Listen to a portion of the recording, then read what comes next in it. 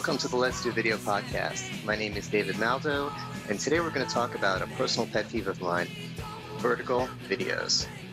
My intention here was to do a typical rant about why vertical videos are terrible, you should turn your phone sideways, and how we're not going to take it anymore. However, I did come across some counter-arguments that I feel need to be addressed, so I decided to take a more balanced approach and look at both sides. However, in the end, my conclusion is still that you should record your videos this way, but some apps like Snapchat are changing the game a little bit. There's a great video on YouTube called Vertical Video Syndrome, a PSA. Basically, it's a few puppets explaining why you should hold your camera like this when you record. It does a pretty good job for making the case for against vertical videos, and you should check it out. On the other side, I came across a recent New York Times article which was making a case for vertical video in some cases. So let's take a look at both. There are several arguments against vertical videos. In my mind, the biggest one is it just doesn't fit our natural frame of view. Now, it's pretty obvious when you look at it. Our eyes are next to each other, not one on top of each other. Therefore, we see the world like this. We don't see it like this. This is our natural frame of view, so we like seeing things that way. If you've ever been to a movie theater, the screen was laid out like this. On your TV, the screen is laid out like this. On your computer monitors, the screen is laid out like this. That's how we see the world. Now, there is something in your house that is shaped like this and not like this. That would be a portrait frame, and that's fine if you're putting a picture in it. The key is it's not moving. When you get into moving images, that's when we start to have problems. And that's why, like I said, all movies are like this. It's because of the action.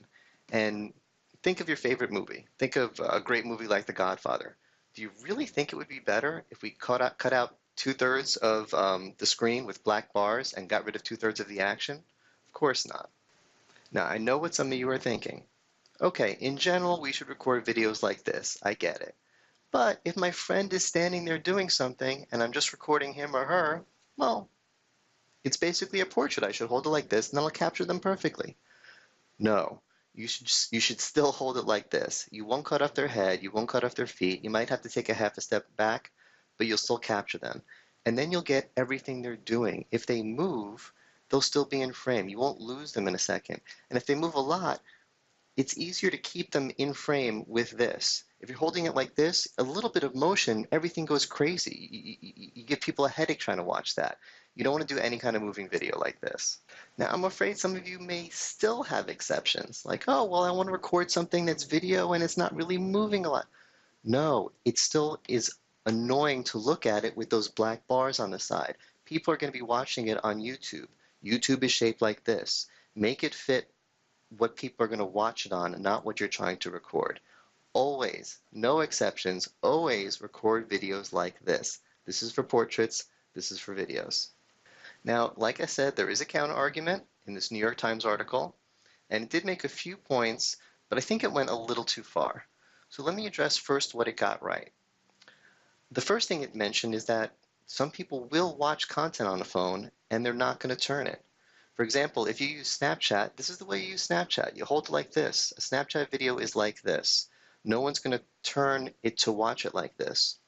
So if you're a marketing company and you're making a promotion for Snapchat, a commercial for people to watch on Snapchat, you have to make it like this because that's how people are going to watch it.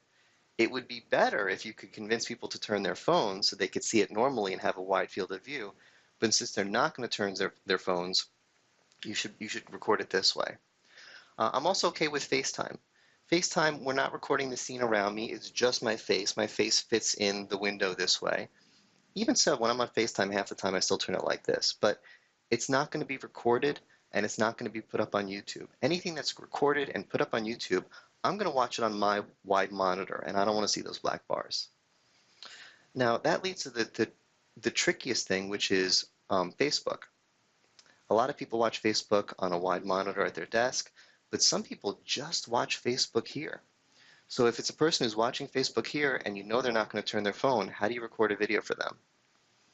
It still gets tricky. I think we should record it for the people who are watching it on YouTube so it's a better quality video, and people should either learn to turn their phones or they're just going to watch it in a really small box. But again, the only exception that I would really make are for apps where we know people are going to hold it like this. Snapchat gets a pass. Now, like I said, I do think this New York Times article went a little too far, because they were arguing not only to make vertical videos when they're going to be watched vertically, which kind of makes sense, but that some videos are inherently better if they're vertical. One example they gave is a baby taking its first steps, because again, the baby is shaped like this, and it'll fit in the frame nicely. I think they're wrong.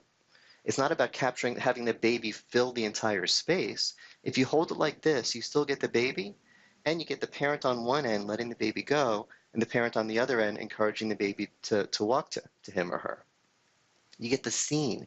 You get everything around the baby. You get everything that's happening. You get the context of it. I think it's a much better video.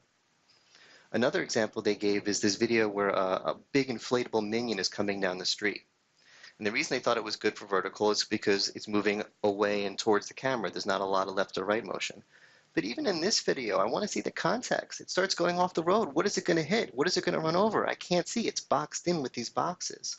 Even the examples they gave in the New York Times article of good vertical videos are still bad videos. The last example the New York Times gave, I think, is the worst example. It was a video of a gentleman walking for the first time with assistance, and it was, it's heartbreaking. It was a great moment. And it's vertical video, and the idea is that, well, he's not moving very fast, and you want to capture him. So, if there's ever an example for vertical video, this is it. He fits the frame perfectly. But all the people around him are cut off. When he's going to watch this video in a few years, he's going to want to see the people in his life that he shared this moment with, and he can't because the entire context of the video is cut off. It's a perfect example of why vertical video is terrible, and it's the example that the New York Times chose to defend vertical video. Again, there's never a good time to make a vertical video unless you're making an advertisement for something that's going to be watched on Snapchat. I recently found a vertical video festival online. And you may think the existence of that argues in favor of vertical videos. People are making great stuff. But I really think it makes my point. In order to make a good vertical video, they had to go to extreme lengths. They had to record things like people rock climbing where there's a lot of vertical motion. And they did a great job. These are professionals. But even in those examples, I think it would have looked better if they turned the phone and got some context on the left and the right. As good as they were, it just made the point that it would have been better if it was horizontal. Basically, I think people that are trying to make vertical video a thing are just trying too hard. It's not natural. It's not the way we see the world. It doesn't fit in our frame of view. Sure, you could make a great vertical video if you're creative and talented, but for the rest of us, we should just turn the phone. I hope you enjoyed this and will help spread the word. If you see someone recording a video like this, stop them, make them do it correctly. And if you enjoy this, there's plenty more content like this at letsdovideo.com.